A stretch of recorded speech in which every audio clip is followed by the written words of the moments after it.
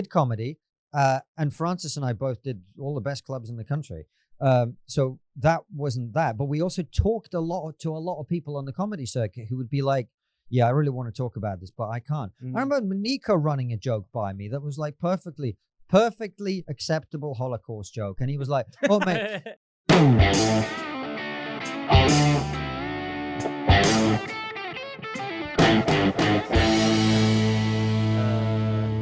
And welcome to another episode of Free Speech Podcast. I am the mad lad at Jihad, Darius Davies. To my left, I'm joined by Jussie P, Mr. Justin Peanuts. Howdy. And a very special guest, comedian, culture commentator, half of Triggernometry, friend of the pod, it's Mr. Konstantin Kisin. Hello, retired comedian. Retired comedian. Former. You never Former. get former comedian. Ex-comedian. You never get the fucking to get back on stage and perform. When we were at Rogan's club, Yeah. I was like, this is actually unleashed. Like, they don't give a fuck there. Yeah. There was an element of me that was like, that would be fun. But And you said that and got so much shit for saying that, didn't you? yeah. Over here. Yeah. What a bunch of fucking I shit. actually don't think it was anything to do with that. I think it was the fact that the day You'd been on before Rogan. we'd been on Rogan Yeah. and Francis said that all British comedians were shit. And people were like coming after me. I Oh, was, shit. yeah. But because I didn't know you were going to be on that, I watched Rogan. Yeah. And you know, like if you're in like Covent Garden and you arrange to meet someone, they come walking around the corner, like, oh, there's Darius. Yeah. But if you just walk down the street and just see them, it's like, ah! And that's what happened to me when Yeah, you yeah. two was on fucking Rogan. Yeah. I just put it on, I was like, I couldn't believe it. I know Francis very, very well, and I've met you a couple of times, Yeah. I think, or once at least. But it was like, can I just say, I still now have anxiety thinking about being on such a big platform, and you smoke the biff. Can you imagine smoking weed on a platform like that? I mean, I did pass out Yeah, on the our last own episode. podcast. Do you know what?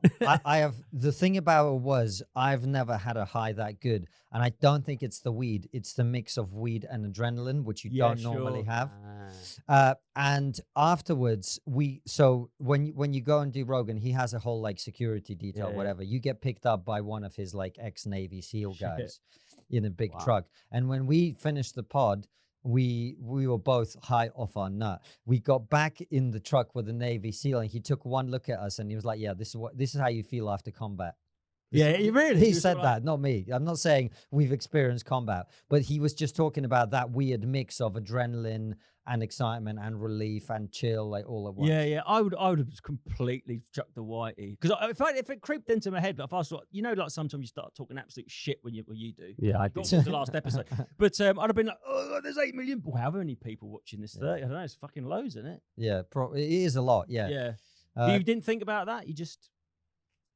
I didn't. No. The thing is, when you do it a lot and you do different shows and whatever, it becomes, it's Yeah. like stand up. It's like, I never really ever felt pressure from a gig being big. Yeah, it's more the weed for me because I know that he's going to have like fucking mega weed. Oh, yeah.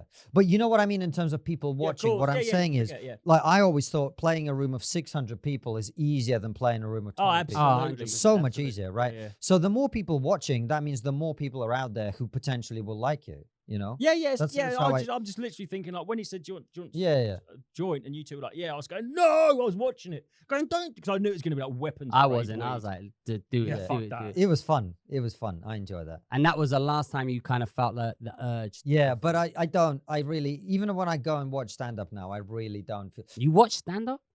I hate stand-up and I do it. I never watch it. Every now and again, I'll like get dragged along to something. I like coming to Unleashed every now and again. I haven't Yeah. been for like over a year, but I used to enjoy that a lot. Because it's at least people are trying new things and trying to say something a bit different. That's And you can't really commentate on the state of free speech and censorship unless you go and see where it's at, I guess. yeah. Well, so that's why I don't really talk about comedy anymore, because I'm not in Done the with industry. that. Well, I don't know. Maybe Well, they're so thin-skinned, like we just said. If you talk about comedy, yeah. they all sort of, even though you're trying to help them that sounds patronising, but even if you're saying, comedy, I think that in England, this comedy scene shit Francis maybe meant because like it's more censorious.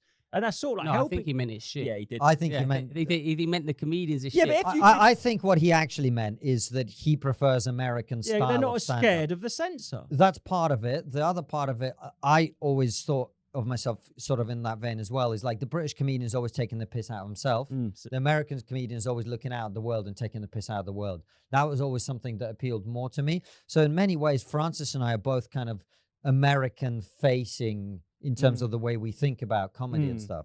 But yeah, I don't agree with him that, you know, British comedians are all shit. Like, I think there's some, you know, Simon Evans, for example, he's one of my, I always introduce him when we have him on the show as one of the greatest comedians this country's produced because he's fucking brilliant, you know, and there's loads of people. So coming back, I don't really go to see club comedy, but I'll go and see someone's show. touring show. So we saw, last year we saw Finn Taylor, who I've always been a big fan of,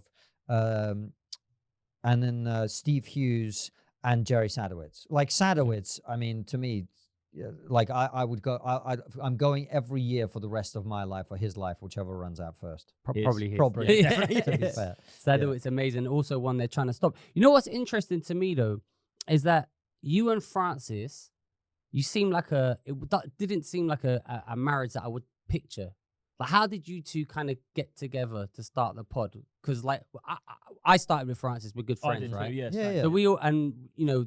I geeked with Francis so much in the beginning. Well, so did I, but Yeah, that's what I'm saying, we're the same geek group. when I thought about, when we think about Francis, I'm not thinking, cultural commentator, political savvy. You know what I mean? That's not the kind of thing. Like you, I get it, right? Yeah. You're Russian. So how did that kind of mix between you two come back? And you started a little bit after us as well, right? Yeah, I did. Yeah. So that's another level to, like, how did you kind of.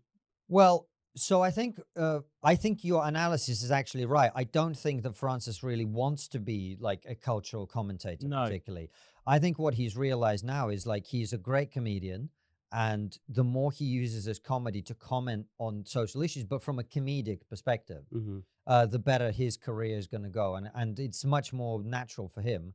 But we were working at Angel together. He'd host a night every Sunday. I'd help out running it. We'd perform regularly. And I think we kind of got the sense that the main thing that actually united us is we were, his Venezuelan background, my Russian background. We've seen what the far left gets up to if it's allowed to run out of.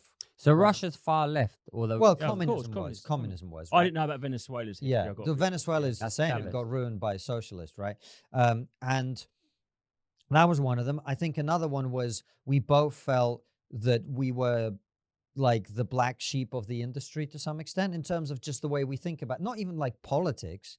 Francis is a die-in-the-wool old school lefty, just in a cultural perspective. Yeah. Do you know what I mean? Like his dad, Francis and I both voted Remain, but his dad, who married his brown Venezuelan mum in the 80s, voted Brexit. And then suddenly all these people are in his industry, remember, everyone on stage is going around calling Brexit voters racist. Yeah, I know. They're calling his dad racist, who married a brown woman in the 80s. It's a Kool-Aid. So you two weren't drinking the Kool-Aid enough. Basically. And I think we sensed that from each other pretty quickly.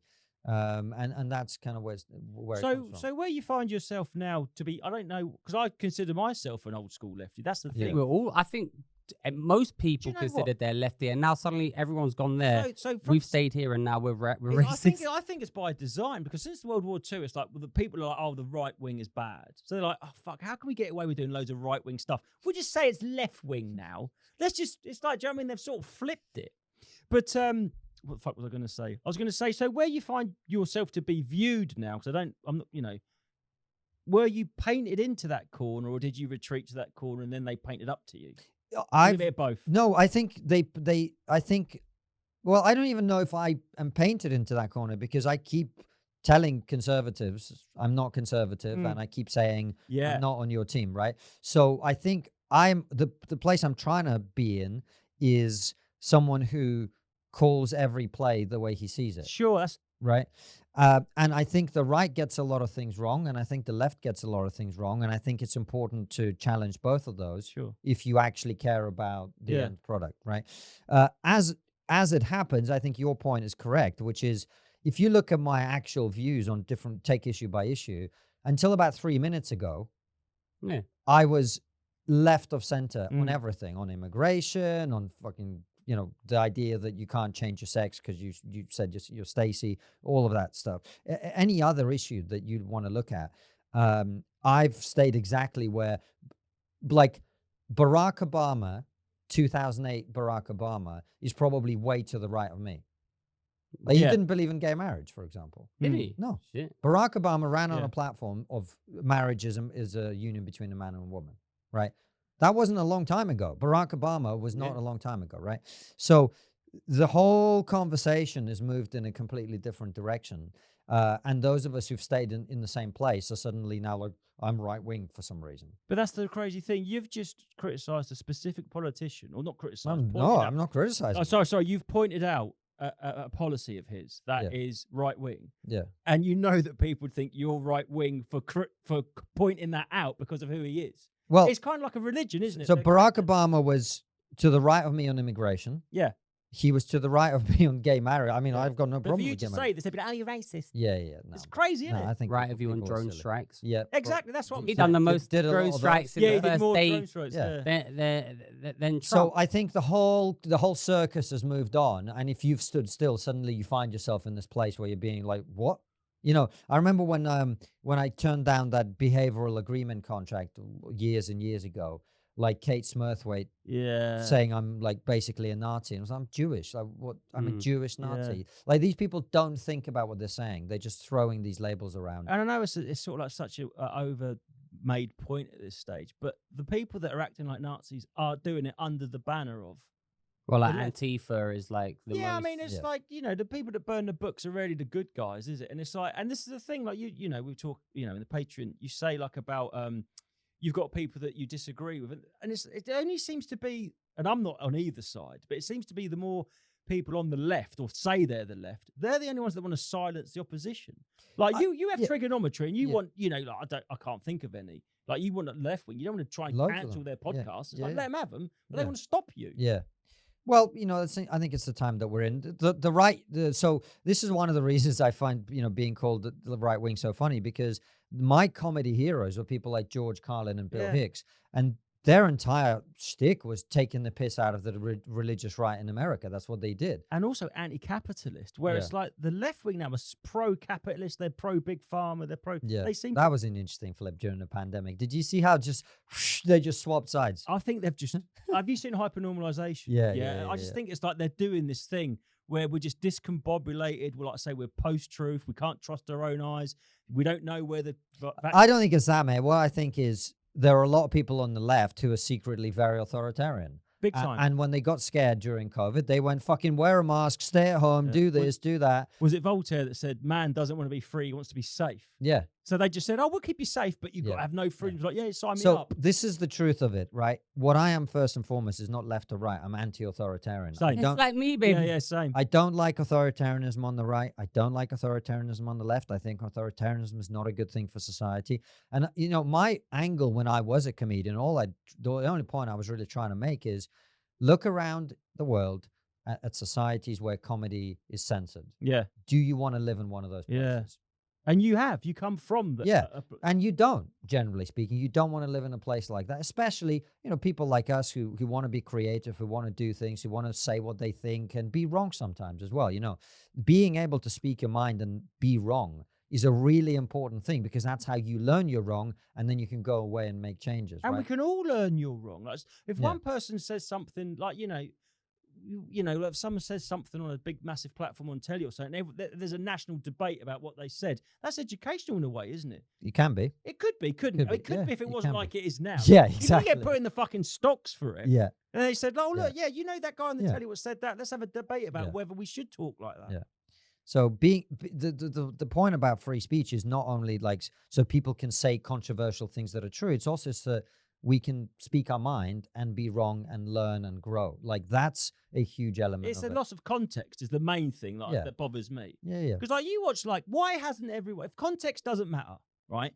Why hasn't everyone banned? Can you imagine, by the way, sorry to interrupt, that in an industry like comedy, where everything is about context, Comedy itself is a context. that's the whole point. Yeah. People are pretending not to understand that point. Yeah. So why isn't Leonardo DiCaprio banned? Because I saw him say the N-word loads of times in Django Unchained. Right. And his mouth made that noise. So if context doesn't matter, how come that is protected by a context? Here's an actor in a film, there's a script and a director. I'm a comedian, and I'm not saying I've ever said the N-word, but I'm a comedian on stage in a comedy club. How is that irrelevant? Well, of course it's not.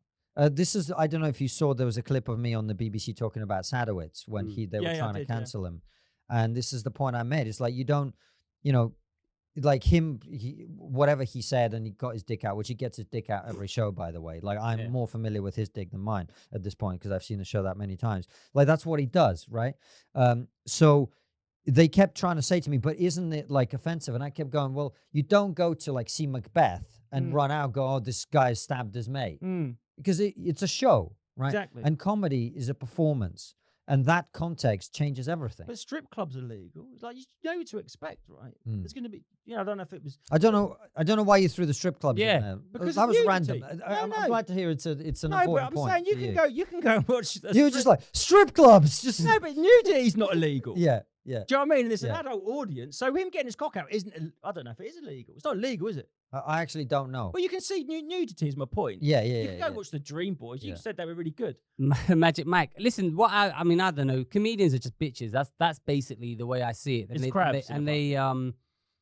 They like you said, they're quite authoritarian. They like to tell people what they can and they can't talk about. I think. And actually, one way I'll give you some props on this. There was a comedian who's a friend of ours who used to manage a Facebook group, right? Yeah.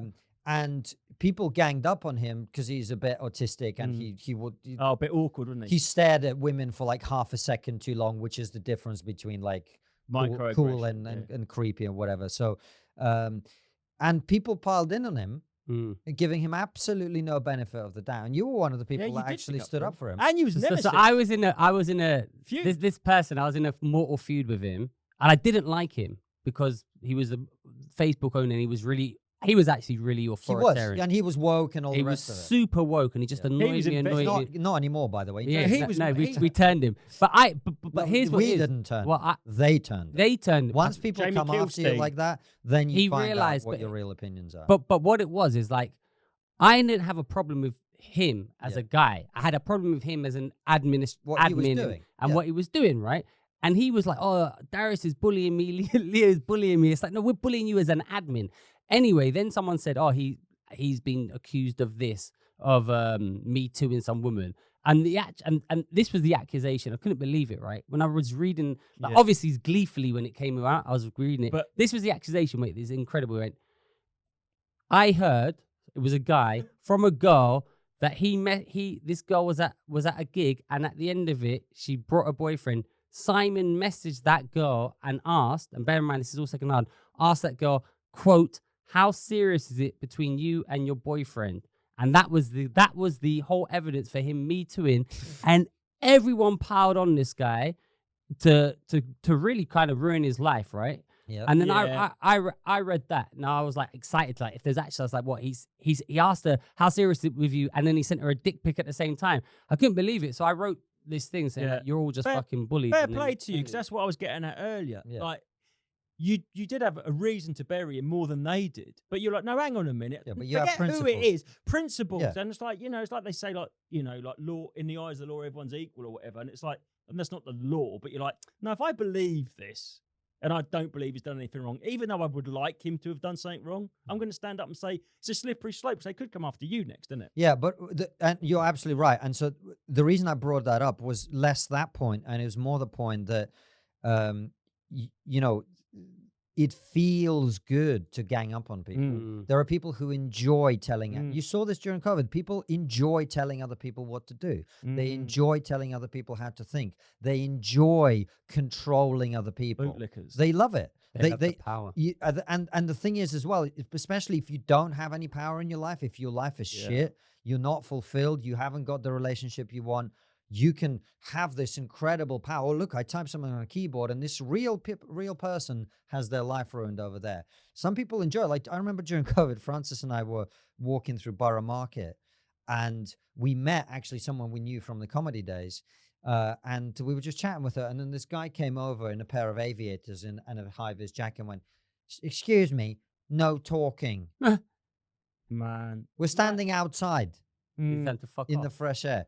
Anyway, so like I think there are a lot of people who love the power of telling other people how to behave and controlling other people, not because they're some like tyrants. It's just an enjoyable thing for people to do, especially if they haven't got anything else to do with their life. So I feel like, yeah, like the person you were just talking about who was very authoritarian, but it was like I kind of feel it's like people are building rafts so they can feel safe on the. Do you know what I mean? It's like they're building these kind of like institutions that they're definitely in, and they feel like there's a sort of safety in numbers. But it's like I'm the opposite. I don't like shit like that. Like if I feel like I'm part of a clique or group, I'm fucking out. I tell you something that was going to make you laugh at me, not necessarily laugh, but laugh at me. When I went into stand-up, I thought stand-up was the industry for people who think like that. Yeah, I should. That's what I thought. I thought stand-up is where you go if you think about the world in a different way and you want to challenge things and make fun of things and take the piss out of free thinker. Right, that's what I thought. And then, I mean, You were naive. I was so naive. No, it's just changed. That, I think, well, it changed before my time as well, but the people you listed, Hicks and Carlin and these guys, they weren't.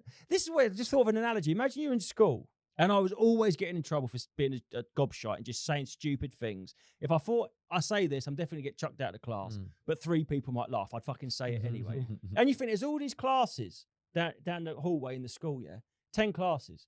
And imagine a situation where simultaneously the 10 gobby kids get chucked out into the hall. And I'm like, oh, I'm going to meet loads of people like me out here. Yeah. But the other 9, as soon as they got out, turned into hall monitors. Yeah. That's what it feels like starting comedy. That's what I discovered. And it was really surprising to me. So surprising. They want to lick ass because they want a safe career rather than on their own. I just think people are very and look, comedy attracts people who are very sort of lovey-dovey, nowadays, because it's about creativity. And look, I think we can romanticize the past as well, because people like Hicks and Carlin, they weren't that popular where they were operating. I mean, Hicks really was bigger in the UK than in America for a long time. Oh, that classic one where he goes on that rant, I think is in Texas, is it? Yeah, and he's going, you're wrong. And his last Letterman appearance was actually not published for decades. So I just think maybe it was slightly naive, like you say, because I think it's always the minority of comedians who are actually willing to push that line. But what's funny though is that everyone, like the whole comedy industry, is like so woke and progressive, but they're still put up. Oh, Carlin's one of my heroes. Like you're the antithesis. To Carlin. You're the antithesis. His grave. But a question for you, Konstantin, how did you get into comedy? Like it sounds to me like you made a calculated thing. Like I'm gonna do comedy. Like for me, it was just I did a speech and then someone, you should go to an open mic. There was no kind of like thought process, especially coming from where you come from. Comedy a thing in Russia? But it sounds to me like it was kind of calculated. Like you thought to yourself, this is a thing and that's why you. It was a combination of both, really. So I had a perfectly good career doing translation, which was my own business. It was going pretty well, but what was that? Escorting, exactly. Male escort. Yeah, mate. I'd make less money escorting than I did translating. But anyway, but it was getting boring. It really wasn't. It was kind of like one of them where I'd done everything there was to do in that industry, and I didn't really feel like there was anywhere for me to go. So I was getting bored and tired of it and resentful and whatever. And then a friend of mine, he runs a big, very big comedy festival in Ireland called Cat Laughs, which he started 20 years ago. And he just invited my wife and I to go. And I went to see, and what they do is they take the really, really big names and they put them on mixed bills together. So it would be like Kevin Bridges emceeing, Dara O'Brien opening, Ed Byrne like doing a middle spot, and like what's that? Mank, very, very Manford. Jason Manford would like close. Yeah, like the gala at Just for Laughs sort of thing. All-star that it would be just that, but it's that like 4 days in a row, 3-4 shows a day. So you go and see these absolute killers, absolute monsters. We had tickets to whatever we want to see, so we did that for like 4 days in a row. And of course, the difference I saw doing stand-up and then watching people at that level is quite often fairly, if you're kind of mid-journey as a comedian, what you're saying sounds like comedy, right? Whereas those guys, it just sounds like they're chatting to you, like a mate in the pub. Trying. Yeah. And so because of that, I was the idiot in the audience thinking, He's that's just really, chatting. he's just chatting. I can do that. Yeah. So I just thought I'd give it a go. Where did you start? Edinburgh here or London? No, so I did a course with a woman called Jill Edwards in Brighton. Right. Just like it was a week's course, which gives you like some very basics about joke structure and stuff like that. And then I just went out and started doing the open mics. The shock of doing your first open mic compared to what you thought comedy is like is incredible, man. That is It's more than that is Premier the League, biggest non-league. gap. It's the Mate, biggest gap in the it's world. like in life. thinking. It's like watching football only on TV and thinking football is And then always, watching women. it's al-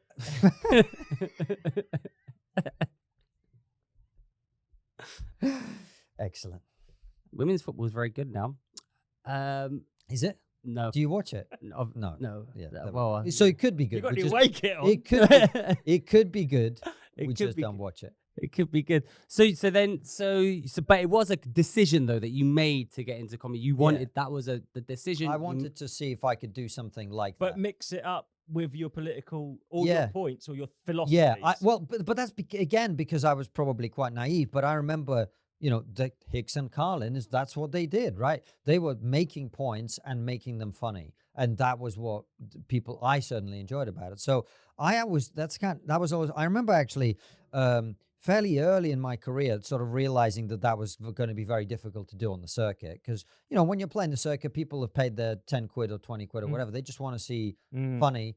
They don't really want to hear necessarily your opinions about stuff. So did you have any sort of dick jokes, or was it sort of all quite... I didn't really do dick jokes, but I felt that I had to reduce myself to a character, which was like, I'm from Russia. Yeah. Which, not quite Vladimir you Smirnov. did jokes. Joke. You made it more joke. It wasn't like you're philosophizing. And stuff. It was very much club set. Well, yeah. So I had to be a different person to the person that I am on stage. Did you have to water down and didn't like that, or? Yeah, that's how I felt. But but the thing is, I've always been very driven to be good at stuff. So if I'm doing something, I didn't want to be one of those people that goes on stage and lectures people for 3 minutes with no punchlines. You know what I mean? So when I realized, okay, well, the way you play the stand-up game is you have joke. I then wrote joke. And I was pretty good at that. But I don't think I was ever going to be a great comedian. Because because your heart wasn't in it. my heart wasn't in it. Because no. you found out, as we just said, that stand-up wasn't what you thought it was. Yeah, pretty much. But the thing is, sometimes you have to just put in the hours learning a particular craft and adding to your skill set, and then later on you find out why you needed it. Now you could probably do it. No, because of what you're doing now. You could do it to your audience. I could. Yeah, that's what I'm saying. I could do tours to my audience. Whether I want to do that is a different question. I didn't mean now you could do stand up. I didn't mean like that. I meant now you could. No. Now you could be yourself. Yeah, totally. Yeah, totally. yeah. I could do, and that's a good point. And maybe one day I will. So I've seen you give these sort of like Oxford Union type sort of like. Yeah. That was great. That one. Yeah, it Thank was. you. When you, as someone who's done clubs, Yeah. and I always watch when you say that, it's so much easier to get a laugh in that environment because that's not what it's all about. Yeah. Like you make a little joke and they laugh, you must be like, "Fucking hell, this isn't like what it used to be like in the clubs." Yeah. Well, I never had a problem getting laughs in the clubs. No, I know, but I watched these. But you know why that went viral so much? Because what you have, Just messing you. what you have that the others don't have, right? Because, I watch you on Triggernometry and your guests are all very, articulate. They know what they want to say. They're not funny, but you can be articulate and funny. Yeah. So you can add that in, which adds another layer, which is why that I think went particularly viral, because you made the points that some of them would have made, which would have been a bit more boring, but you could put a few little jokes in there as well. Yeah. And that really added to it. Totally. And also what stand-up does is it teaches you, even when you're not trying to be funny, about the structure of communication. sure. So trimming the fat, making sure that what you're saying is concise and impactful and visually arresting, right? Whereas as opposed to listing off a bunch of facts or a bunch of theories. Did you write that speech? Was that written, or was that off the like kind of just noted down bullet points? Yeah, bullet points. Yeah, bullet points. And also, like when you're putting together a bit you go, oh, we've got to have a laugh here, laugh here, laugh here. You just sort Yeah. I would imagine just transpose that to points. What- Like I've gone too long without making a point. or a joke, right? Yeah, exactly. Or a A joke. high point. a sort of Exactly. Telegraph. And point. also, it's stand-up is about managing emotions, right? So sometimes when you're doing a bit, you might take people to a sad place or a dark place or a depressing place or whatever. Yeah, the old switcheroo. Yeah. And then there's how Rugby. do you manage people's emotions during, even if you're giving a talk as opposed to just doing stand-up? You want to finish on a certain emotion, right? You want to get them through a set of emotions, through what you're saying, etc. You want to get them to see certain things and imagine certain things and consider a thing that they hadn't. How do you get through all that? So stand-up is really great training for communication in general. Yeah, because you sort of like you do know how to lead people down the wrong path, and in the last minute you could. I trap so many people in arguments like that. And women. Yeah, no, but I'll say like, "Oh, do you think this?" And they go, "Yeah." I go, "Do you think that?" They go, "Do you think that?" And they go, "Well, that's the same as this." And they go, "Oh, fuck, he got me." Yeah. I get them to agree to it and then flip it and say, "I'm actually talking about something else." Yeah, that's good. Do you pay any attention? Sorry, do you pay any attention to any of the like comedians that have been like sending you hateful shit online or anything like that, or talking shit about you? Well, no one has sent me any hateful shit. Not hateful, sorry, like or any shit. like Just really. shade, thrown shade. People, comedians are cowards, right? So they don't they don't tell you to your face what they think. But like the about one, like, so there was you were on like podcasts and stuff. Have you seen any of that? Where like, well, Konstantin and Francis weren't censored. They got here because they've not been cancelled. They just weren't playing the big clubs. Like, how do you respond to them guys? Well, so I was playing all the big clubs. Well, not the Comedy Store, but every other big club in London and everywhere else. I sold out my Edinburgh show, had bunch of 5-star reviews. But I never claimed that I was censored or cancelled. I've never said. No, I'll tell you a specific example. But let me just finish on this point. First of all, if people are taking issue with something I didn't say, well, that's on them. And also, I mean, I hope this doesn't sound like an arrogant point, but I kind of feel like we've proved our point at this point. Do you know what I mean? Like, if there was any standoff between Francis and I and comedians, we won. I guess that was the point I was making. I guess when you went on Joe Rogan, you won. You know what I mean? Though? Yeah, no. Example. And people are perfectly entitled to any opinion they want as well. But from my perspective, it's not that important. Specific example. You went on Rogan. I don't know if it was you or Francis or both of you. After you went to this club. One of you tweeted. Me. You tweeted, I saw loads of comedy at Joe Rogan's club that would have had you cancelled from every club in the UK. Yeah. And loads of acts come out and went, oh, it's just because if you had skill and do you know that sort of line? Yeah. I didn't follow any of that, but if that's what they're saying, they can't possibly know because they weren't in the room. No, exactly that. Right. And we think, this is one thing I learned going to America a few times now. We think we understand America because we watch Hollywood and we watch their series and we watch their news. We don't understand America at all. No. Like, every time I go to a different part of America, I am completely humbled by my own complete ignorance. Right? Because every state is different. Yeah. Every city is different. Russian, Well, it's way more than that. There's more difference between some states in America and countries in the EU. Yeah. Right. Well, there's states. Like the state of Alabama. Exactly. Yeah. And so Joe's Comedy Club is off the charts wild. That's why he put it in Texas, isn't it? Yeah, and that's why it's Joe's club. He doesn't owe anyone any money. It's his thing. He doesn't give a shit. There's no phones. Your phone gets locked in a pouch when you go in. So do you understand what I mean? Yeah. If we had that environment in the UK, we would also be making, there would be more room for all kinds of different edgy comedy, because it wouldn't be getting recorded, it wouldn't be getting put out, you wouldn't get fucking attacked on the Comedy Collective or whatever. So those people who say that, they weren't there, so they can't comment on something they haven't seen.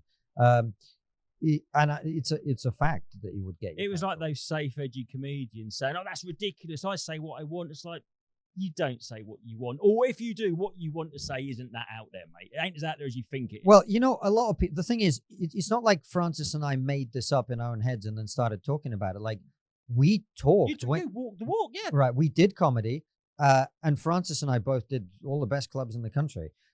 So that wasn't that, but we also talked to a lot of people on the comedy circuit who would be like, yeah, I really want to talk about this, but I can't. Mm. I remember Nico running a joke by me that was like perfectly acceptable Holocaust joke. And he was like, oh, mate, you're a bit Jewish. Can you just tell me if this is racist or not? You know what I mean? And it's like a Holocaust joke has been the staple of comedy for. Can't tell that. No, you couldn't. Now, I don't think you can. Well, Roseanne's, see, Theo Von's whole episode just got took down because she said what she said, and she's Jewish. I keep making this point. The moment Jews lose our sense of humor, that's when you know comedy's fucked. Well, yeah, that's what the Borscht Belt and all that was, wasn't it? Yeah, so it's just I don't really Gallows humor, man, and they're telling us the ones in the gallows that we're not allowed to do it. It's just I just think it's very silly. So my thing is people are allowed their opinions. I'd appreciate if their opinions were better informed, but from my perspective, Triggernometry is a small business that employs 13 people now. We travel around the world doing what we do. I feel like we've kind of proved our point. Yeah, sure. And you've gone from from comedy, so it's not like you're doing it and sort of like just saying it to get sort of like credibility and build up your comedy. You've just walked away from it and gone, that's how I found that, so I'm doing this now. Yeah. And people are like, oh, you can't I mean, I didn't actually want to talk to Joe about comedy at all because, as I say, I don't do stand-up, so why would I be talking about it? But he was curious about our story, and so we told him. Yeah, I think a lot of people want to, it's interesting to know what it is like on the other side. I've done one gig in New York. It was fucking awful. That's because it was like the gig I did. Yeah. It was like a one of those. I felt like it was. America's so hot to start comedy. If you think comedy here is bad, open mic, American open mic is next level awful. I was going to say, of all the subjects that you've sort of are in the sort of public discourse at the minute and the contentious ones, have you got a particular hill that you're like, no, this is the one that I really would die on? Like, what's the thing? Well, a lot of them are interrelated. So free speech is definitely the one to die on because without that, you can't actually deal with anything else. Yeah. But I know this will sound like it's a culture war thing, but it's such a fucking example of how weird and completely confused our society has become, which is this trans conversation. Yeah. The idea that we are having to pretend that you can change a biological reality with words. And if you don't have that opinion, you're a bigot. It's like a gateway thing that, because it goes across so many subjects like sport, women's spaces, children. Yeah, and it's like that's the ultimate gateway. Like you're either with us or against us. Yeah, but think about what I'm saying though. It's like in most totalitarian societies, people are forced to pretend in public many things that they know are not true in private. And stuff. Yeah. They have to pretend that they publicly believe things they don't believe, and that's why in the Soviet Union, people would have different levels of truth. There would be public truth, at home with friends truth, and then alone with your spouse truth. And for some people, even another level, which is stuff they wouldn't even talk about with their spouse about what they thought about. Revolutionary, whatever. They seem to 2 + 2 = 5. Exactly. So trans is that. It's forcing people to publicly pretend something we all know is not true. But you know what it is? I think it's not, in my opinion, it's slightly more nuanced than that, right? Because I think for some trans people, this debate doesn't even, it's not even a factor because they're so well past and you wouldn't even know, and they go to talk. We employ 2 trans people at Triggernometry. So it's not like I'm saying the existence of people who feel that they're... That's what I'm saying. But I think it's self-ID, and when you come in saying kids can trans... Basically, for me, one of the issues is if a kid can consent to puberty blockers at 10, 12, 11, whatever it is, what else can they consent to at that age? Let them have a tattoo. But also, Darius, but hold on, there is a truth element to this which is important, which is if I can identify as the opposite sex, can I identify as a different age to the age that I am, right? Age has practical consequences like sex, right? So people who are of a certain age are allowed to do certain things that other people aren't, and people who are under a certain age are not allowed to do certain things that other people aren't. For example, if I was to identify a 17-year-old and sleep with a 17-year-old, if I identify 17, is that now normal? Is that acceptable? This is the thing. We'd say no. Right. I think we'd say no. On camera. Off camera. Actually, I think it's 16 in England anyway. Whatever. I haven't done the research because I don't need to. Yeah, but that's all right. That's what I was saying about the trans thing. Like, so if you think that they shouldn't be allowed to compete in sport, that means you're anti-trans. It's like there's such an umbrella subject, isn't it? It's like Yeah. you can believe. I believe that someone might feel born in the wrong body and they should be able to live their life. They should be able to live however they fucking want. But then you start going, oh, what about this? Where's the line? And if you sort of like say like, oh, because at the end of the day, right, some of these questions you have to realise for you as an individual, is that question hypothetical or not? So for us, should women be able to, trans women be able to compete in women's sport? It's hypothetical because we're not female athletes. Yeah. If you're an American female athlete and track, Well, I've just come from interviewing Sharon Davies, who's this swimmer, silver I mean, medalist. imagine a bit even worse scenario where if you win this race or come in the top, Yeah. you're going to get a scholarship, life changing, because America gets scholarship, and you come fucking like 50 meters behind a trans woman. To you, that's not a hypothetical question. Like, should they be allowed?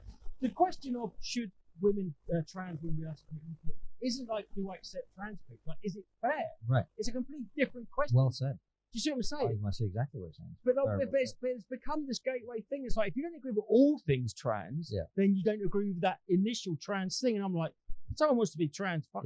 So it's not an issue I particularly enjoy talking about anymore because I'm transed out as well. Yeah, exactly. I think a lot of people are. We're very transed out. But the reason that it has to be talked about is that until we find a reasonable way of dealing with many of these challenges that pop up as a result of this, children are getting hurt, women are getting hurt, and this is something I do actually care about. Well, the truth is also being destroyed as a concept that exists, right? Absolutely.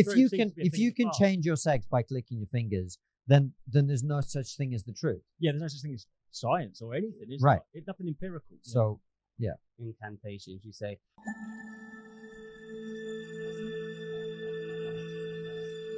Free speech is presented to you by High Point Care for your finest CBD needs, your highest and finest quality. All CBD goodies.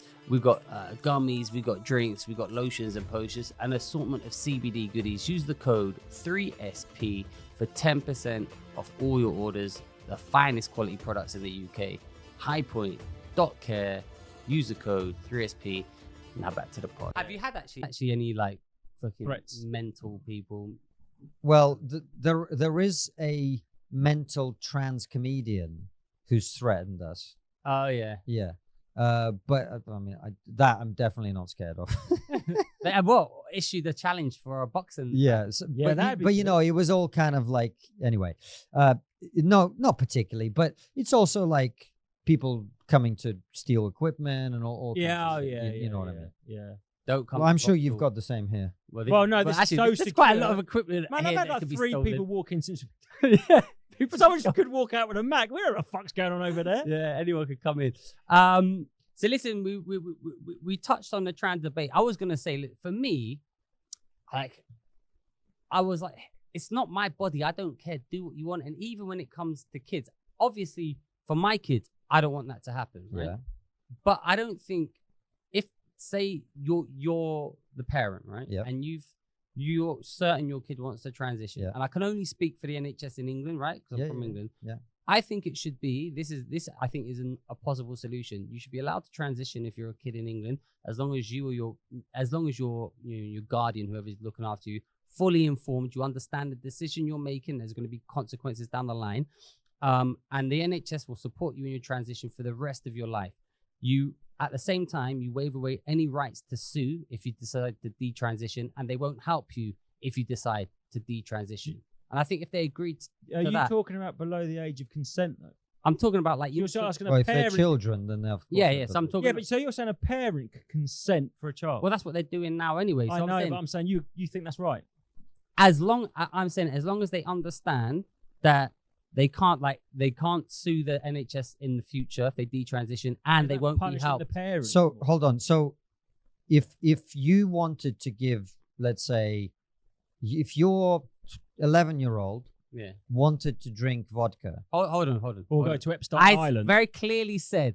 Hold on. Not for my for my children. Someone else's children. No, I'm saying, okay, fine. If my 11-year-old wanted to drink vodka, Russian, and he felt that it was his patriotic duty to his ancestry to do that, and I, as a parent, because my brain's broke and thought that was a good idea, you think that should be allowed? That's my point. Yeah. Wow. If not when it comes to Not when it comes. So vodka is way less disruptive to your body I agree. than the fucking I than agree. the fucking sex change hormones. Listen, I agree, right? But or chopping your breasts up. Sometimes, like, you have to protect children from their own parents. I'm not saying this, but you know, like, an abusive things. Like, if the parents are like beating the shit out of their baby. Guys, there's a simpler point here. Why can't you have sex with children? It's because children can't consent. Exactly. They can't And consent. you can't consent That's for them. right. That's what makes them children, Mhm. right? So and also And the Lego. yeah, and the other point that's important here, Darius, is it's not just about the fact that some children are choosing to do it. There's been a massive increase in the number of children going down this path, and that's because partly of what they have access to on social media and what they're being taught at school. And it's special. You Right. want it special. So if you teach children that there's an infinite number of genders from which they can pick, some kids are going to pick some weird gender. Like Francis always tells a story about how he asked one of his kids when he was teaching, what do you want to be when you grow up? And the kid said, I want to be a dog. yeah, it could be a dog now. That's Freudian. That's, wait, that's a step up. That's hold on. aspirational.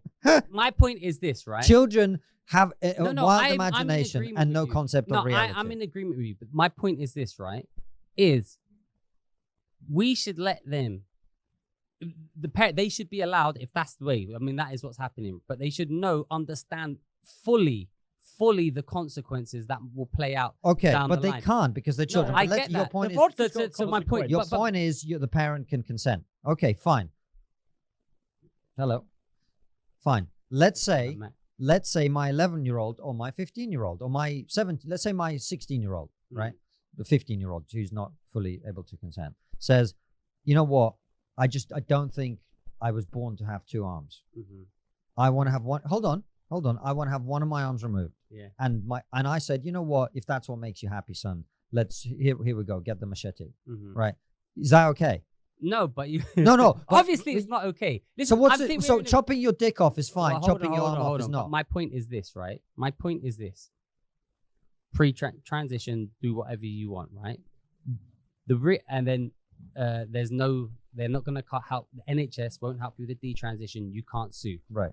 What will happen is in 10 years' time or whatever, we're either going to have a spate of really happy people or a spate of really fucking sad people, right? Right. And at that point, then people will be able to make the correct decision, and people such as yourselves will be able to say, or ourselves, because I'm in agreement with you, right? Yeah. We'll be able to say, listen, we told you that back in 2023 that this was a terrible idea. You told us to shut up. So I think that for me, that's the only way. But There's quite an obvious flaw in the argument. Yeah. I mean, Then I told you my so. arguments always do have obvious It's a flaws. bit like the Chinese bound feet thing. You ever seen that? Yeah. In China, it's really attractive once for women to have tiny feet. So they used to break their feet and fold them in half and bind them. And like women were like, "Oh, I want to do it," because it was sort of like seen as desirable. But then it went out of fashion. Now you look back and it's absolutely barbaric. And do you think we'll look back on this period like that? 100%. Yeah. 100%. And having your feet broken is obviously terrible, but it's nothing like. Even never mind the cutting things off. Even the fucking hormone blockers. They're really irreversible. Yeah, they're really. They sterilize you. They reduce your lifespan by decades. All kinds of crap that it does to you. So. I'm not prepared to wait 10 years and see thousands of children mutilated. But don't you? But then the other argument is like, well, what's it to do with you? It's not your life, not your kids. Why? What's baby P to do with you? Right. Like I'm playing devil's advocate. yeah, you are. To be fair, but I've got to answer Well, it then. it's a better answer than I was going to give. Well, what's baby? Yeah, nothing. What do you mean nothing? What's baby? His parents murdered him. Oh yeah. Because What's the question? because in Haringey they were like so sort of like this was the. I lived in London at this point, and this was the beginning of the sort of like people going, "Oh, the left wing's getting a bit dangerous."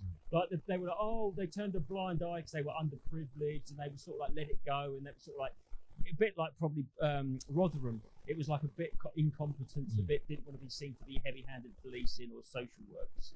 So then the baby ends up dead, and you go, "What's that got to do with us? That's their kids." No, there's a duty of care. So for at which society to point protect should the state get involved? Because then if you're like, down the, believe in freedom and all this, then isn't this a thing where, I don't think the state should, like, I didn't like it when everyone basically forced you to get the vaccine. Right. You were that Right. was a state mandate in the Yeah, yeah, vaccine, right?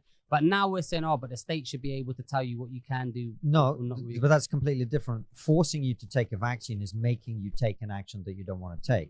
This is about Or it's not allowing- letting you, not allowing it. allowing you. that's Pain very action. different. There's a difference between forcing people to do something and not allowing people to do something.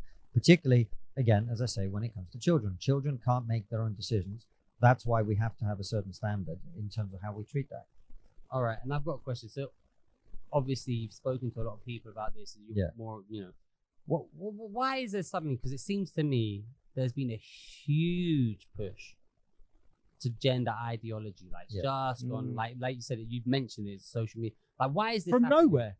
Like, all because there was like trans people didn't. I had a them. worked with a trans person like 10 years ago, so it's not like a big. Yeah, It's not. But and suddenly it was now- never a big It thing. wasn't an issue. A social explosion, isn't Right. So there's been a massive increase in it, and it's we certainly know that for young girls it's social contagion, which basically is a scientific way of saying that in girls, teenage girls in particular, there is a kind of like everyone does the same thing kind of element to it, and also puberty is very difficult for young women or girls in this case. Have you read the Jonathan Hyde book? Yeah. Oh, yeah, it's amazing. Well, there's a bunch of people who talk about this way better than me. But anyway, there's been this massive explosion.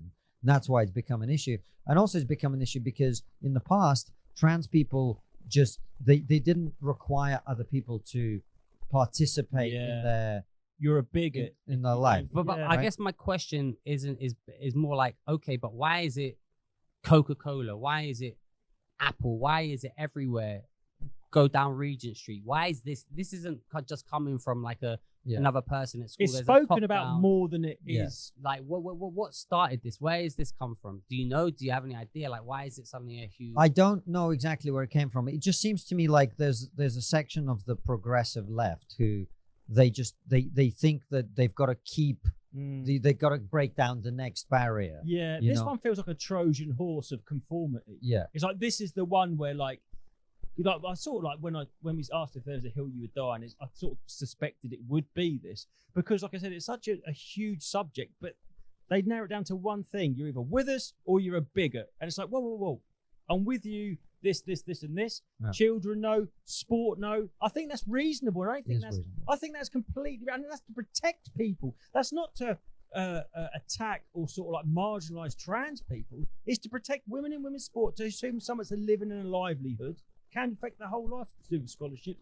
And children, that's your whole life, and you can't consent when you're a child because I couldn't take my child to the tattooist and say put a fucking cobweb on his neck when he's 7. That's irreversible. I mean, there are people who do that there probably is in Kent. Yeah, Kent. I was going to say Russia. But like, Kent's grim.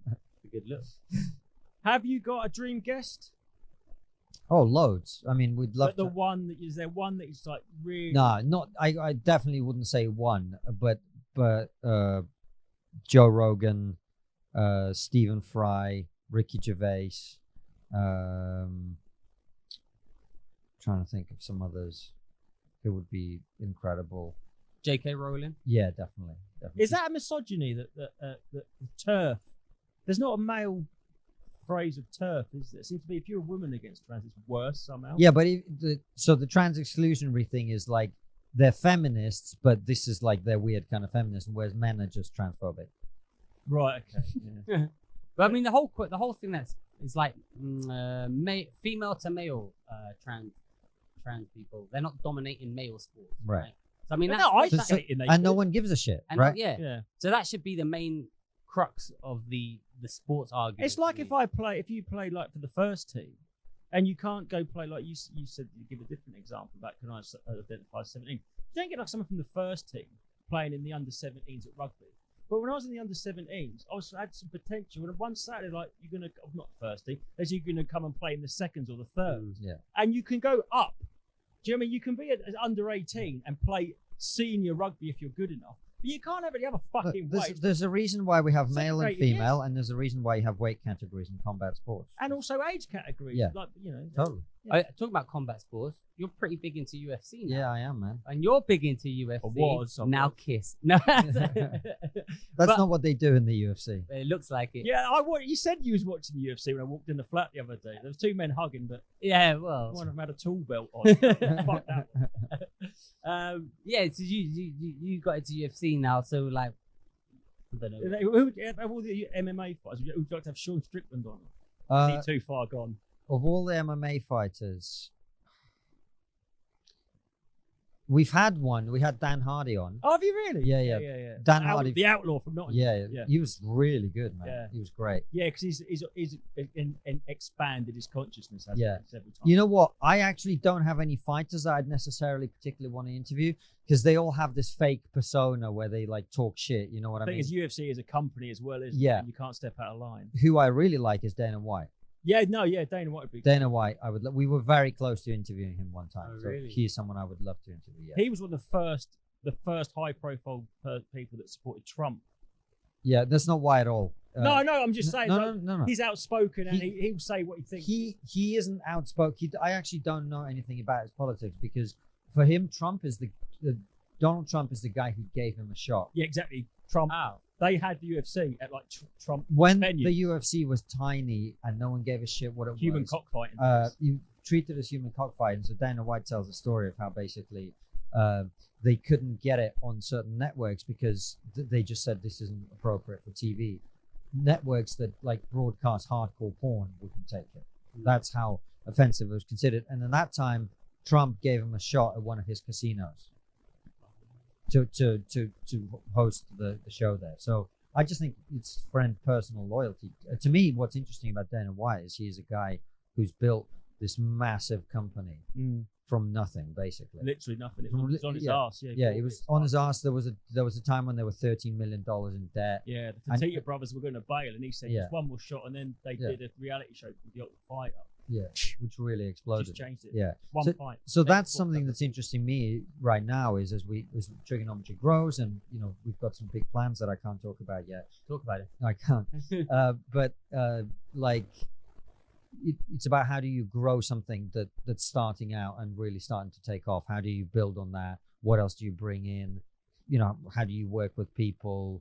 All that kind of stuff, like leadership and business stuff that really inspires me at the moment. Talking about just reminding me, it's like the growth spurt, like something happened to take off. Yeah. Like that he was putting there. What was Triggernometry's one? Because I remember the podcast. I was watching it some of it when it first started, and it was like you guys, but it was just like going along, and then suddenly.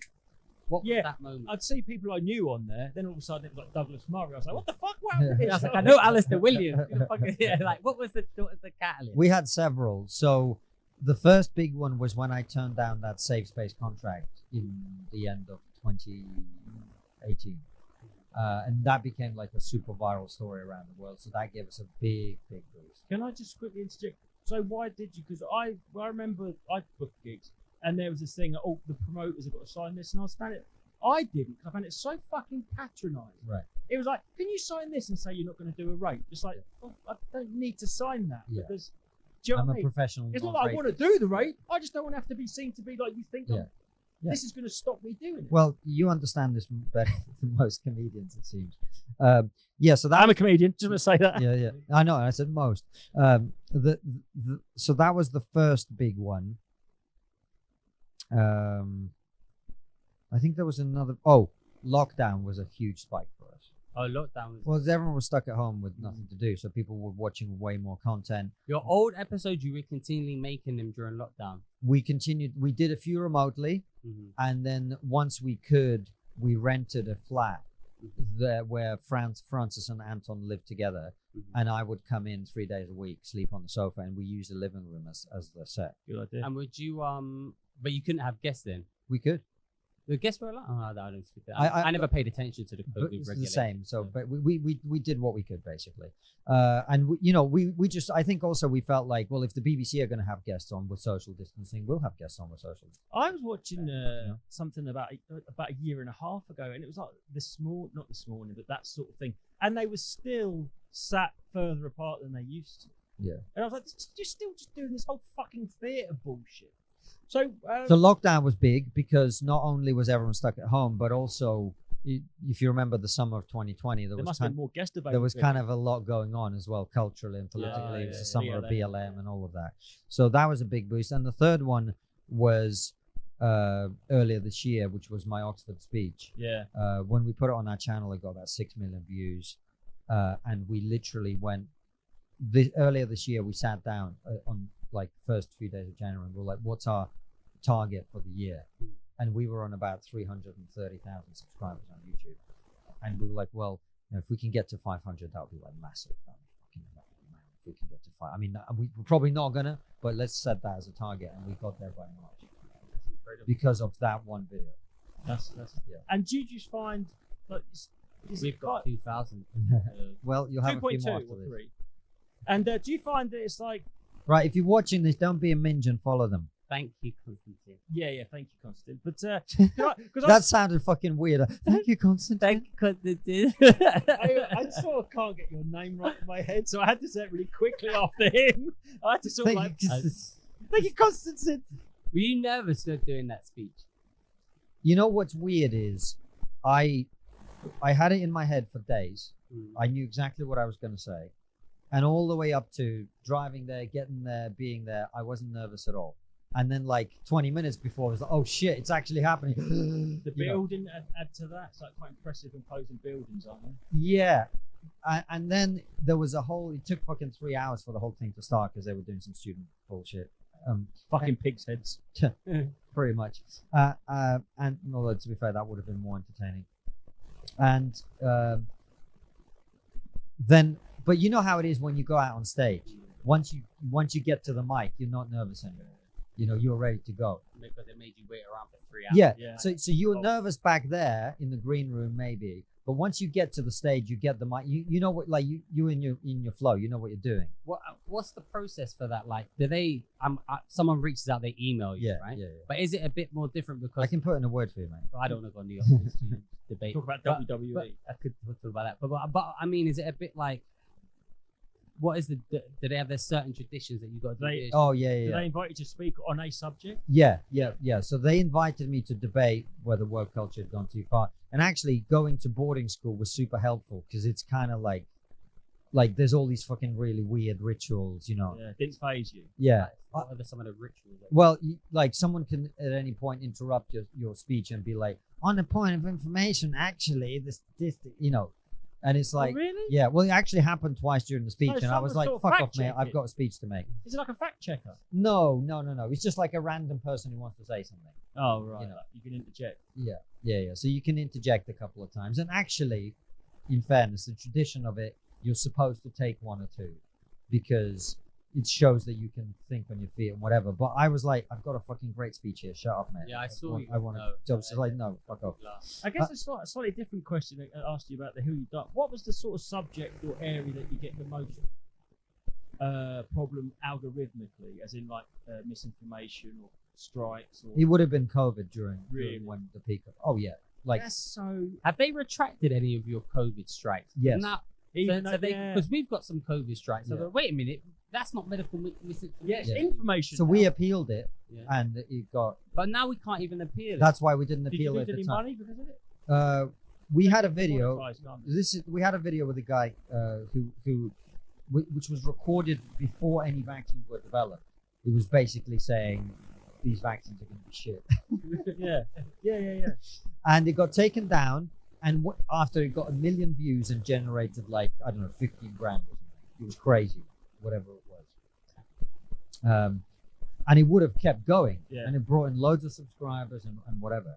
I don't remember if it's 15 grand. Probably less. It's but definitely 15 grand. Probably. No, I'm Yeah. joking. I keep. Because I've got an. I've got. he I've let got. it slip by mistake. I've got a with his spreadsheet. speakers too I've got a. freely. I've got a He slipped spreadsheet. Rubles. I've got a spreadsheet. That's amazing. But anyway, we didn't appeal at the time because we were like, well, according to the new fucking rules that they brought in, Yeah. after we fucking published it, right? This is the amazing thing is like you can retrospective justice. It's fucking incredible, right? It's like imagine you do something that's not a crime now. A year later, they bring in a law which says it's a crime, and then you get arrested for something you did when it wasn't illegal. It's published. It's Yeah, out there. right, exactly.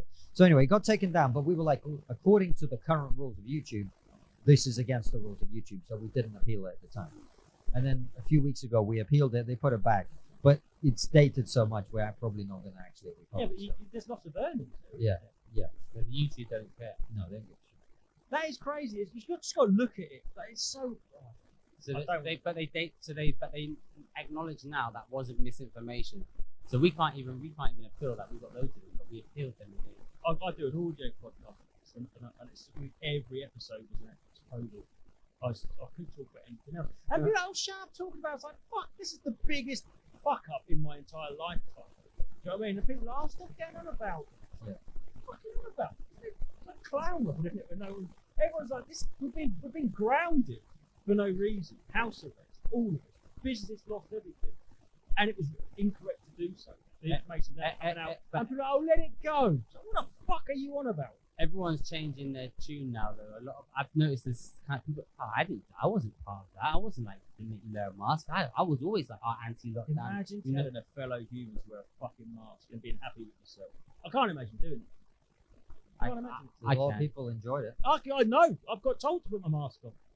Woman in boots. Oh, I got. Oh, yeah, I got that all the time. But I remember the first time You wouldn't wear it because you got spots. You told. Yeah, I did. They gave me spots. I remember the He's first time. happy to wear it. I didn't wear it, but then after a while, I was like, this paper ain't doing shit. It's a waste of time. Right. So you got some strikes. That was. So that got reversed. And then what happened with Surfshark? They did something to you because I was with them, and then out of solidarity, I stopped. I think it wasn't us that they cancelled somebody's advertising deal because of blah blah blah. I can't remember. And we were just like, we can't be a show that believes in free speech and advertise a company that does that to other content creators. So yeah, but I don't. It wasn't a big. Sorry, boring story. No. So what's your biggest fear around the corner then, down the road? Is it cashless? Is it what is it? Anything that you can see in the future? Like, oh fuck, we need to nip this in the bud before it becomes too late. Well, I mean, Darius was talking earlier about closing bank accounts. We had our bank accounts closed. Oh, you did yeah. too, yeah. Yeah. Now, That was recent. yeah, very recent. It was like in May. And you banked with like some like Stripe or someone, some weird bank I've never even heard of. Tide. Yeah, what the Tide. fuck is Tide? It's I think it's an online bank. Okay. Anyway, Right. Francis found Your it. dad own it. I wish. Then I'd still have a bank account. You know what I mean? So yeah, I think. And what happened with that then in the end? I was following it then. Well, they're still going to close it. We are going through various appeals and whatever. But this for us, it wasn't really a big deal because we had other banks see the controversy about it and reach out to us and like come and bank with us and stuff like that. Precedent, no. Well, it's terrible, and I worry about someone who doesn't have access to that kind of ability to make it a news story because until we made it a news story, until they started getting thousands of negative reviews and all this kind of shit, they refused to tell us why they were doing this.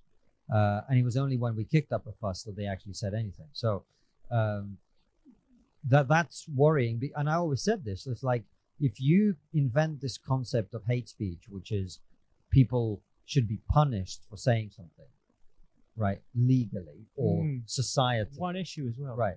Well, any issue, really. Yeah. If you create that sort of situation where people are punished for having an opinion and expressing that opinion in public, and you're okay, people were, if you remember, during the Brexit thing, people were like milkshaking Nigel Farage, right?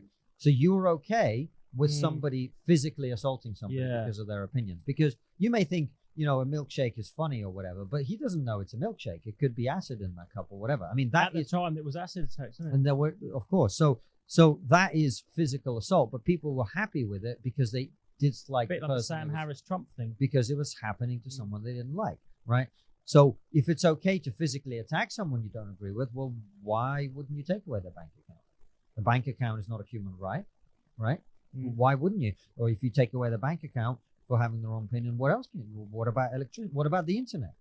These people are going online and saying things that you don't like. They've said that about Farage this I time. guess- They said, "Oh, you should have thought about that before you did." Yeah. I guess this is an extension of like, you know, people in the arts or on a platform or would have spoke about cancel culture.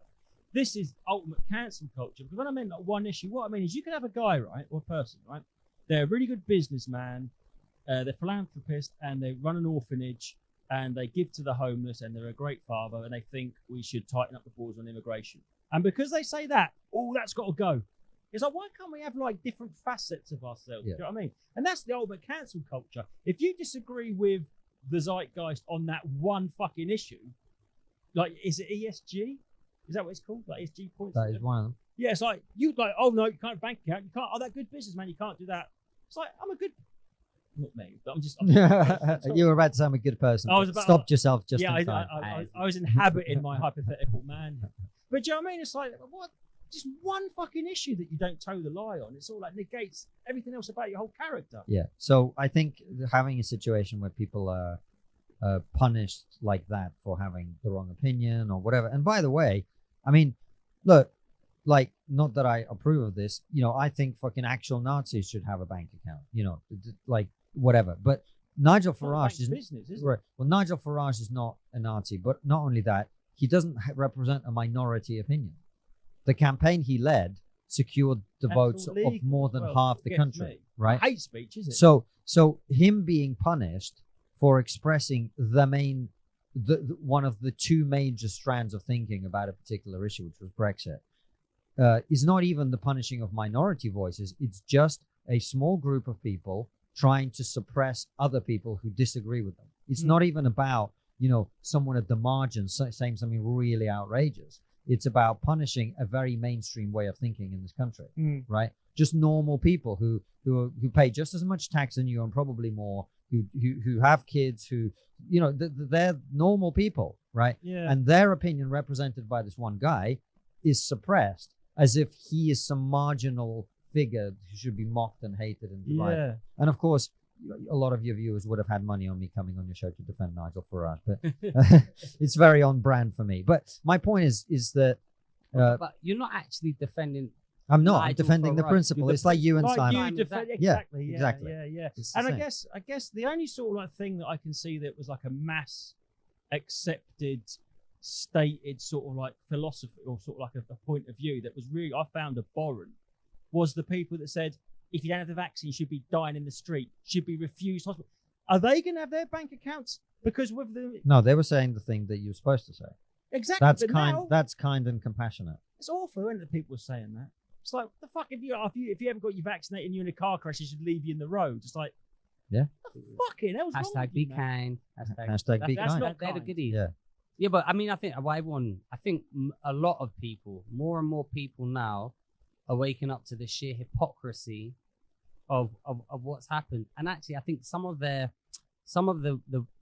I don't like to say the woke because then they Yeah. but they're that kind of some of their. I don't know if they're deliberately pushing it to divide people over things that was more or less resolved. Like no one cared about racism, you know. I mean, like, yeah, like I said, I've worked with a trans person but even I don't even care. Like, trans people shouldn't be teachers. Now that's one of the things. It's like if a trans person just You're always going to get pushback. but like if it's a trans woman, for example, right? But she just dresses as a normal trans Yeah. woman, teaches the curriculum. I don't care as long as she's teaching that. Yeah. But I don't want to have my teacher indoctrinate kids and with the purple hair and shit like that. You made a really good point the other week. innit? Sometimes. Yeah, you made the other week, not that one. You made a good point the other week in it when you said people are now changing their tune on COVID because we're now paying for it. The cost of living's gone up, and everyone was taking all that free fucking money and going, "I get to stay at home and not go." Yeah, I never got that. And now, no, I didn't either. But now people are paying through the nose for everything. And like you said, it's like, oh, this was like so like solicitors and people could have their fucking what's it called, furlough. and Yeah. stuff. So I think the only reason people are changing now is because we're now feeling the fucking. But I think economical a lot of pinch. people now are starting to stand up and put Yeah, I think that's normal why. I people think it's because they're are feeling pushing, but not just that, not just on this issue, on stuff like the Oh, trans yeah, issues, yeah. on stuff like that, where they before they It's would a be cowed slingback, into it's silence, like but now walking they're the like, path. you know what, this is you Too push it far too now. far. Yeah. It's bullshit now, and I'm not scared anymore about your cancellations. It's I can feel the pushbacks coming in it slowly. It's like a Titanic, right? It's going to take a long time to turn around, but I feel that, and actually I think what's funny is I think you guys you're on the part of that, helping to push back, and also to an extent. Do you feel that you're no longer treading out like when you went out of the bubble? Did you feel like it was a bit more precarious as the bubble now? Do you feel a bit safer? Like there's more people coming with you now? Do you feel like the sea change? Well, I think initially we were very lonely, not like as individuals, but you know what I mean. Trailblazers. Our position was kind of out there in front of everybody else. But that's also why we built the audience, because we were one of the few people actually doing what we were doing. There's loads of people doing this shit now. Back then, there really wasn't. I mean, in the UK, we were one of like one or two people who did something like what we were doing. But now, it's not about like safety. We're just thinking we have an opportunity now to look. We started talking about all this woke shit because it was what was bugging us at the time. And the woke shit will carry on, and we'll carry on opposing it, but there's only so many times you can have the same conversation. Same with trans. Everyone knows what everyone thinks about it now, right? So what I'm thinking about is what's the post-woke position, not anti-woke, not woke. What's the post? Next? What's the thing that's you're talking about? Sensible people who are down the middle can actually agree on. And also in terms of content, one of the things, I mean, I said I wouldn't say, but we're going to be making different types of content with documentaries and stuff like that aren't really so much about the culture, all this cultural bollocks, but are more like things like, we're working on one about resilience, for example, right? Which is how talking to different people who've overcome different really difficult things in their lives, whether that's, anorexia or, abusive, whatever. And there are people who've become, prominent journalists and, writers and all the people in our space that we operate in. And that stuff is relevant to the culture war because a big part of like all this, I mean, you don't like to call it woke, but that's what it is.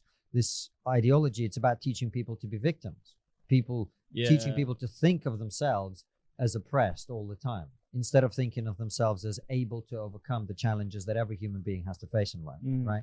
So we want to approach it less from a like, let's have another conversation about how woke people are ruining everything, and more from a like, what is the constructive answer to what these people are being taught?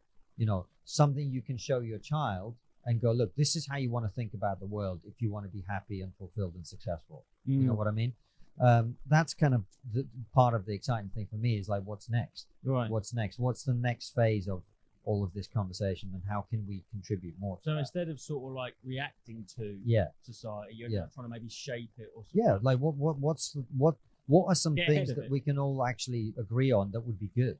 That's what I'm thinking about all the time, I think, it's funny you kind of said the resilience, but I think there's a lot of people that like to pretend they don't have any agency. Yeah. That's what I've noticed. Yeah.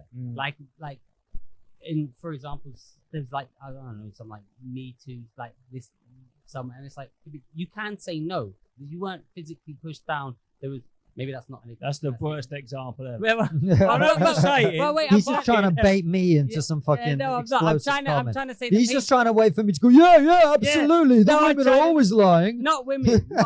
But I'm trying to say what was I? And you're not going to get me to say that, like Darius. victim.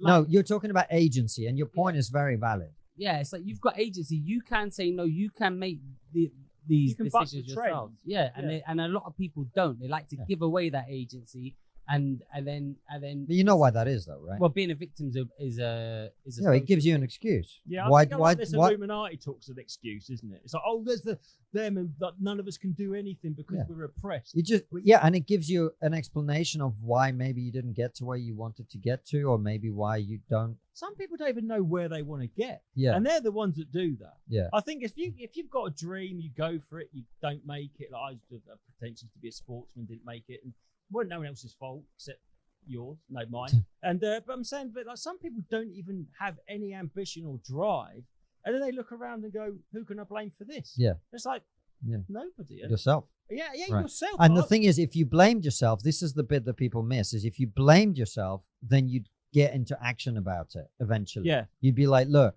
well, I didn't do it, right? I fucked up. I didn't take my chances. I didn't work hard enough. I wasn't suited for this career. Whatever it is. What's next? What am I going to do to fix this now, right?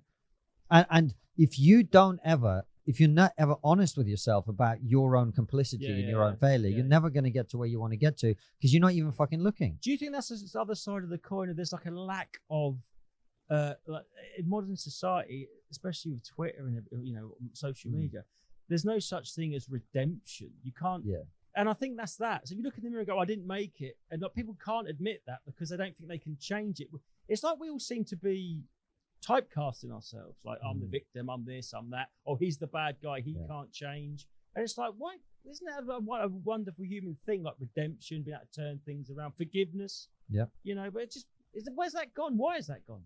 Well, social media is like being, it's like when you're in the car, it's the windscreen effect. So it just takes that humanity away from each other. People say shit on the internet that they would never say to you. Yeah. Like, I think Mike Tyson said it on a podcast. He was like, Twitter has made people way more comfortable with saying shit that they would get punched in the face for than they should be, Bring back punching in the face, that's what I say. Everyone's got a plan to get punched in the face. There's a funny actual tweet I saw the other day, and it was like, he's talking to a UFC fighter, and some guy's like, "You're shit, you should give up." He goes, "Yeah, you wouldn't say that to me, and why would you not say that to me in the face?" He said, "Because you kicked my ass." I went, "Yeah, good point." I can't remember what it was, but it was, I saw that. It was totally that. Is there anything else that we've got Konstantin here that we should touch upon?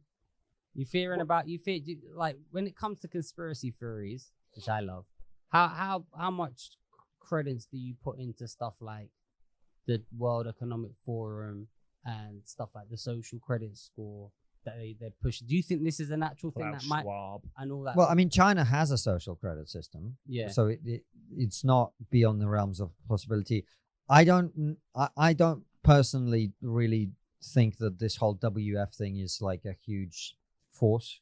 But they were the ones who said like the Great Reset and stuff like that. Yeah, they are. I think because we know who Klaus Schwab is, it's not them you want to worry about. But he literally dresses like a Bond. I know he looks like a Bond villain, and he speaks like this, so it's kind of like. And he dresses. I think it's like we're all worried about Mr. Punch, and no one knows who's got his hand up his ass. That's who you want to worry about. The WEF, I think if you know who someone is, like Gates and Musk, I don't think they're the people that are really in charge. There's another level above them.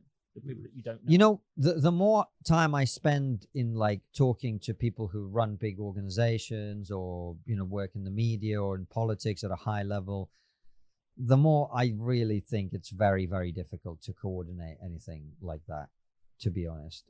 I think it's but they managed. We can't get a fucking episode to go out on time. You know what I mean? We've got 13 people working away. But you say that, but they managed to all coordinate around every country's COVID. It's groupthink. That's completely different. Starlings. It's just groupthink. Because people will go into a particular mindset because the right people around them. That's the mindset we're all supposed to have now. You watch Starlings, they all in a flock together and they go like that. But they're just that one's turn and they're all turning. The one next to them's turning. It's herd instinct. People love to be in a tribe. People love to have a team. We don't, because we're like, this is why we're all doing what we're doing. So let's finish on a positive. Wait, I've got two more things I just wanted to touch upon. And I've got three things that I think want to know your predictions for the US election, where you think that's going on, and possibly if you could just explain what's happening with Russia, Ukraine, and at the end, just a little bit. Just give me a synopsis.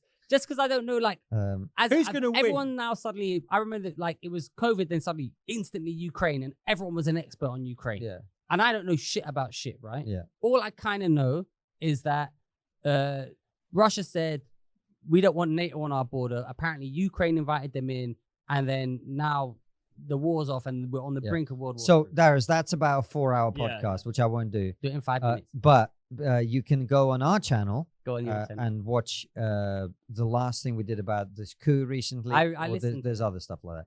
Anyway, won't do that. What was your other question? Prediction for your selection. So, I don't really do better predictions, question. but basically, it looks like Trump is going to win the nomination for the Republicans. So it's going to be Trump versus Biden. I'm not making a prediction, but it's hard to see how, having lost the first time and then been in a lot of other shit since, and people would argue January the 6th discredited him in the eyes of more people than not. Right? But on the other side, the laptop stuff is now not misinformation. I know, but I don't think it's I'm just the saying, same in the Is public. it Biden kind of He's old, isn't universally he? acknowledged as being shit? Yeah, but people didn't elect him because they thought he was good. They elected him because he wasn't Trump. Protest vote, yeah. They elected him because he wasn't Trump. So What about the Kennedy guy? What do you think of him? I like some of the things he says. Not I the think way he says it. no, and I like. All right. Well, lean out of the ableism is window. allowed on free speech. I'm kidding, man. Oh, is he just? I just thought he had a weird voice. Is there No, something wrong no, with he's him? got some kind of disability. Oh Oh, shit! actually? I didn't know that. You didn't know that. That's my story. I didn't know that. No, I think he's a bit wacky when it comes to vaccines and stuff like that. He's way out there. Is you know, he? For me, my opinion, his opinion. Neither of us is a doctor. I like the stuff he says about like looking for a better vision of America and inspiring people to come together. I think that's beautiful and wonderful, and I really like that. But then, you know, they just had a decision in the Supreme Court about affirmative action, which was basically discriminating against Asian and white people for university entry. And he wasn't happy with that, which to me, I don't understand. So it's like with any human being or any politician, it's a mixed bag. But basically, I struggle to see how, having won the nomination, Trump beats Biden because I just think he's too much of a turnoff for most people. His base will like go out for him really hard. But I think persuading anyone else to vote for him is going to be very difficult now. I think we should end on a positive. However, there's a lot of time between now and then, so I'm not making a prediction. I'm just saying, Just saying, based on what's happening now, Yeah. that's what I see. So changeable, isn't it? Yeah. Go on. Well, I mean, you've got nothing to say? No, I've got Well, no, I have to do the final. Oh, okay. I was going to say, what's something positive? This might be a shit question, but something, because it's all like, oh, cancel culture, this, and I'm the same. So we'll have the very similar conversations today. But what's something positive you see lately, recently, coming around the corner? Something good that's happening, a movement? Well, if you're talking politically, there's actual progress on the trans issue in the UK. So they've closed the clinic that was doing a lot of this. There's other good things happening on that, so that's progress. And also, you know, I'm really enjoying my life doing what I'm doing, so it's easy for me to just see positives in lots of things. Yeah. You're a dad now. And I'm a dad now, which is fucking amazing. How old your kid? He's approaching 14 months now. Yeah. That's why Leo isn't here, by the way, because he had to pick up his daughter. So I'm a dad. All right, listen. Final question. Yeah. We never ask this to anyone. Yeah. And we're not usually this well prepared. Yeah. Because it's you, Konstantin. What is the one thing that we're not talking about and we should be talking about, in your opinion?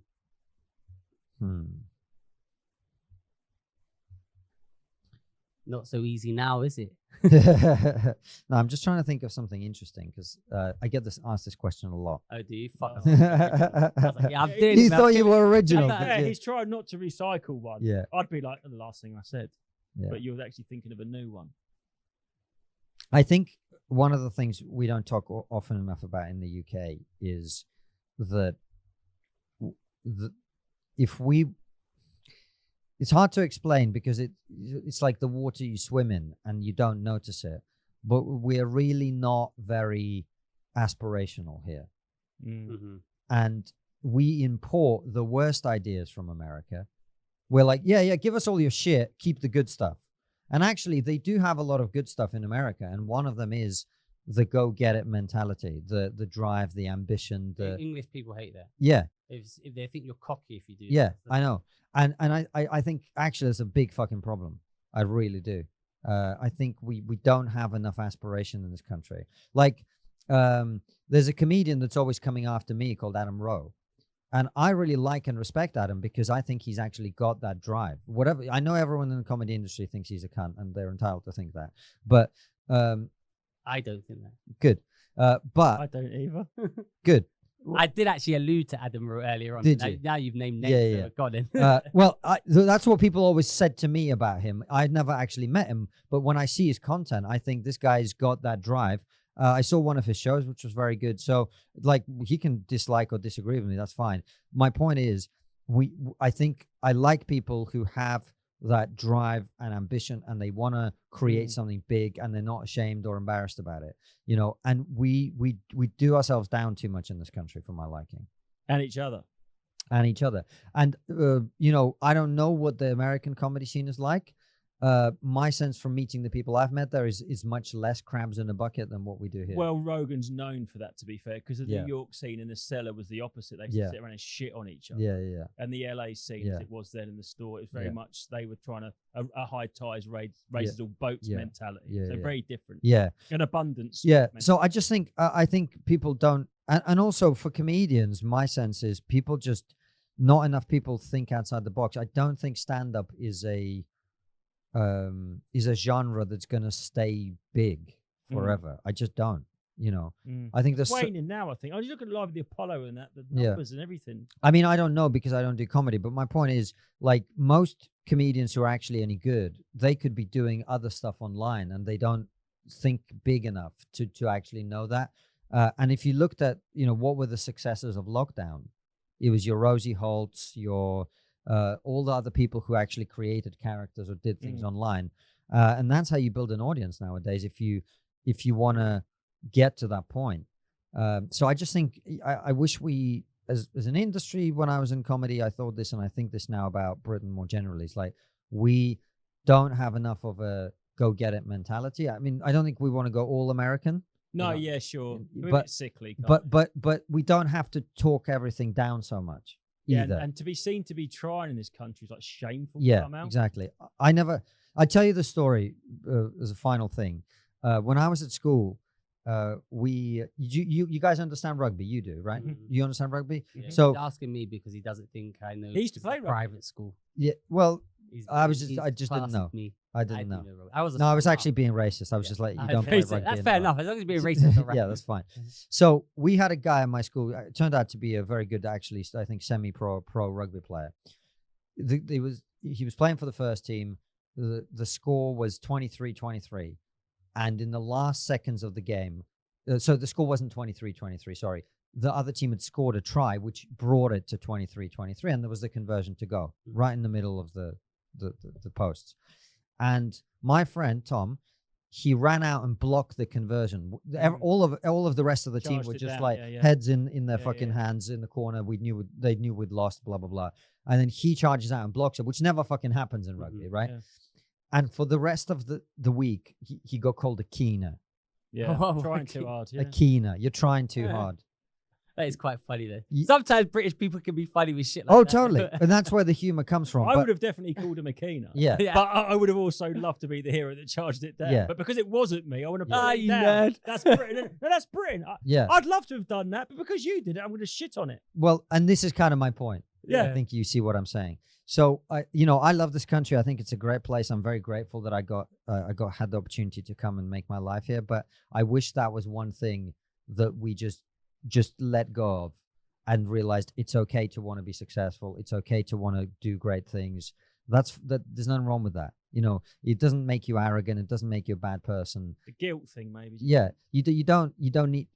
I wish more people got that. You know, there's so many opportunities. We live in one of the best times to be creative. Yes, if you want to be a creative person, there's never been a better time. Basically, you've got a fucking TV studio in our pockets. Yeah, for 500 quid for something, it used to cost £1 million to do what we do at Triggernometry, right? So it's never been a better time to be creative. Fucking give it a go. Do you know what I mean? I will. I'm inspired. Keener. Listen, thank you so much. Of course, genuine thank you for coming. Pleasure, You've boys. been great. Really appreciate interesting to chat to you. Thank you for listening to the Three Speech Podcast. This episode has been brought to you by highpoint.care. Use code 3SP. Get 10% off all your CBD goodies. Obviously, I forgot to say that during the podcast, but doesn't matter. I've said it now. I've been Darius. It's been Justin. You been Konstantin. Konstantin. Thank you. Bye.